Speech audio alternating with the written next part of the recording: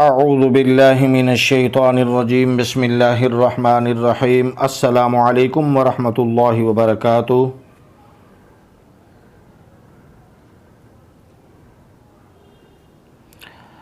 عرفہ کے دن کی فضیلت۔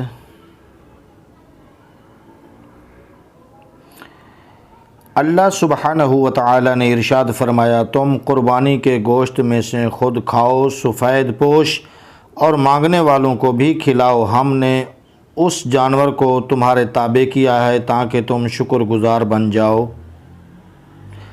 حضرت ابو قتادہ رضی اللہ تعالی عنہ سے روایت ہے، نبی کریم صلی اللہ تعالی علیہ وآلہ آلہ وصحبہ وسلم نے فرمایا، میں اللہ تعالیٰ سے امید رکھتا ہوں کہ عرفہ کے دن کا روزہ 1 سال پہلے اور 1 سال بعد کے گناہ مٹا دے گا۔ حضور اکرم صلی اللہ تعالی علیہ وآلہ آلہ وصحبہ وسلم نے فرمایا، جس شخص نے دونوں عیدوں کی، عید الفطر اور عید الاضحیٰ، راتوں میں ثواب کا یقین رکھتے ہوئے قیام کیا تو اس کا دل اس دن نہیں مرے گا جس دن لوگوں کے دل مر جائیں گے۔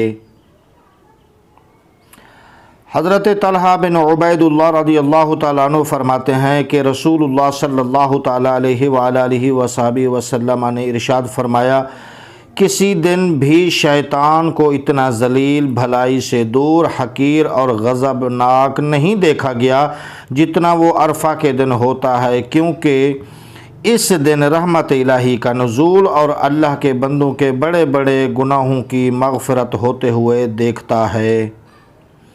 ام المومنین حضرت عائشہ صدیقہ رضی اللہ تعالیٰ عنہ فرماتی ہیں کہ رسول اللہ صلی اللہ تعالیٰ علیہ وآلہ آلہ وصحبہ وسلم نے ارشاد فرمایا، عرفہ کے دن کا ایک روزہ 1000 دنوں کے روزوں کے برابر ہے۔